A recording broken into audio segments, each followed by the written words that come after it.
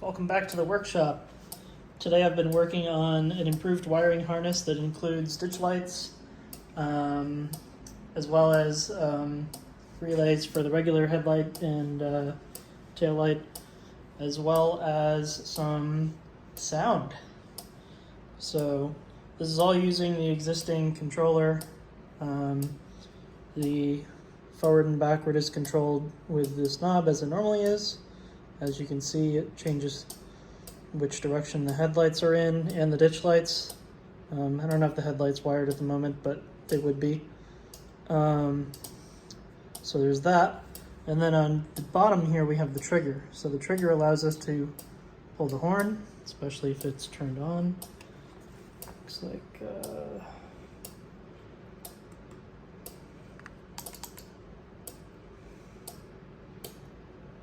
try again.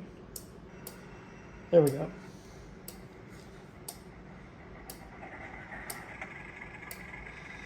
Okay, so now the decoder is booted up. We've got a MTC21 decoder here, standard for HO scale. It's just on a ES-U decoder tester, but this can easily go on a breakout of some kind. We've got a DCC Arduino controller running DCC-EX. And there's a serial line from this Arduino that controls the decoder and the controller there. And then this servo controller is being fed into this Uno, which reads off of this. So when I do things with this, it controls that. We also have a toggle for the bell. Oops, I'm good with fingers here. And then the horn.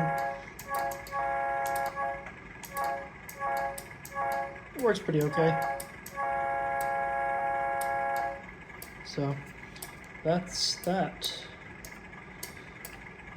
Cool thing about these lights is I actually designed the housing myself. Here's a version in white. So it's got holes in the back for the wiring harness. I forget which standard these are, but the bulb just pops right into these, and then it's got leads on the bottom, and that goes through these two holes here, and then there's little screw holes here that they mount into the back of this with. And these holes here, if I line them up with the camera, so you can screw this down with a screwdriver, but also it provides cooling because these bulbs get pretty warm. I've used PLA in the short term, but I'm going to be reprinting these in black P2G, which is a higher temperature plastic. So yeah, this is the improved wiring. I also went ahead and printed some plates for it. So now it's got the builder's plates. I made a couple of different versions of this. One of them was too tall for the side of the locomotive, so I made a shorter version.